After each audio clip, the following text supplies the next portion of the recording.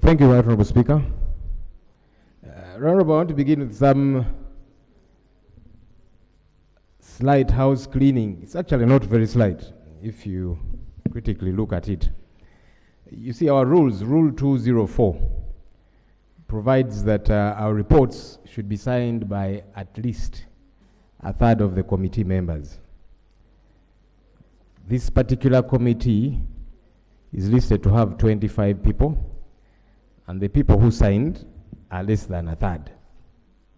It's important that, and this is caution to the chairman, it's important that we cross every T and dot every I, because that speaks to quorum. Right, Honorable, you know that some decisions of this House have been challenged successfully so in court because they've been taken without quorum.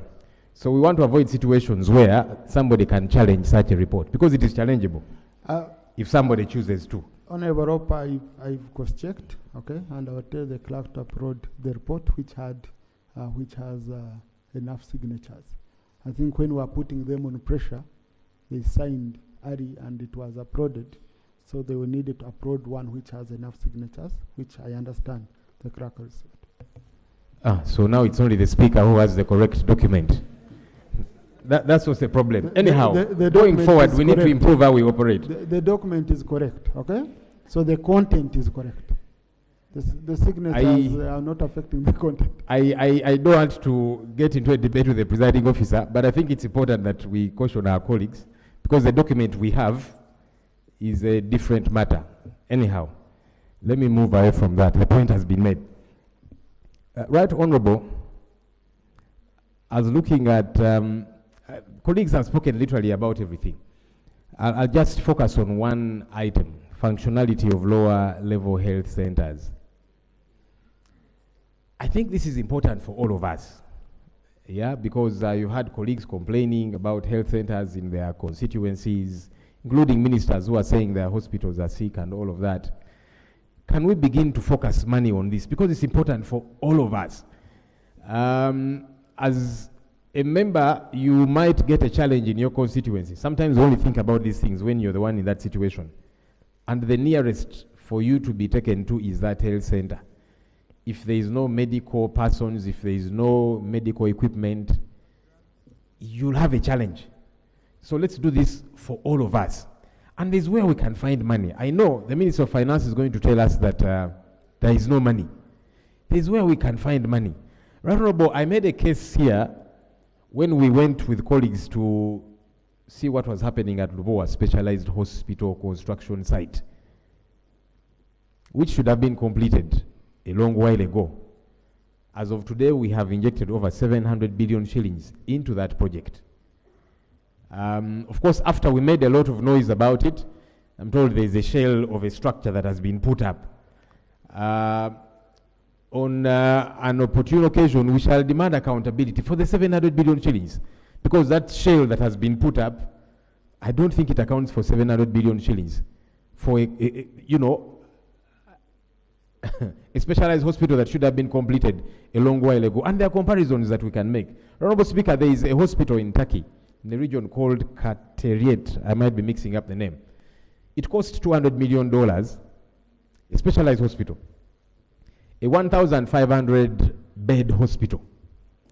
One of the ministers recently got treatment at that hospital. I'll not mention which one, but got good quality medication, which obviously they couldn't get here. $200 million. For Lubowa Hospital, we have spent close to that. And this is a 264-bed hospital. That's what it's poised to become. So there's just so many things that are confusing. And that's why I was saying, instead of continuously injecting money into what seems like a white elephant, why don't we appropriate this money to health centers that are in place already? Their problem is there's no drugs, there's no equipment. Why do we not do that? Because this entity we are injecting money in, it's a white elephant, and I call it so deliberately, because we don't know what's coming thereof.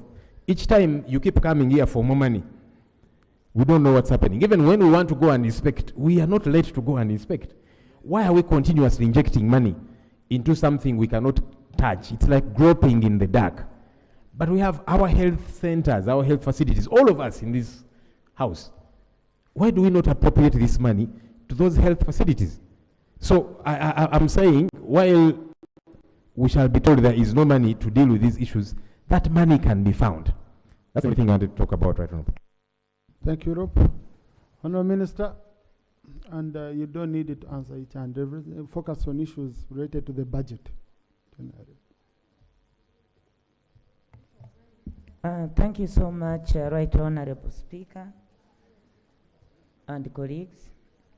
Right Honourable Speaker, I want to thank the chairperson of the Health Committee and the entire members for a good report that spells out how far the health sector has walked the journey and where we are walking to. Honourable colleagues, through you, Right Honourable Speaker, I do appreciate and feel your concerns. I'm also a member of Parliament representing a constituency where all these facilities and issues you are raising, if I was to be the other side, maybe I would raise more. But I do agree with the right L.O.P and Enos, Asimwe Honorable Enos, and every member of you. Every time there is issues come in here, it's a concern of each and every one of us. And we all feel that we must have a healthy community if we have to have a healthy economic nation. Right Honourable Speaker, again, I want to appreciate you for having guided or given us information that the health sector has unfunded activities nearly at 1.7 trillion. And we are at the time of budget processing.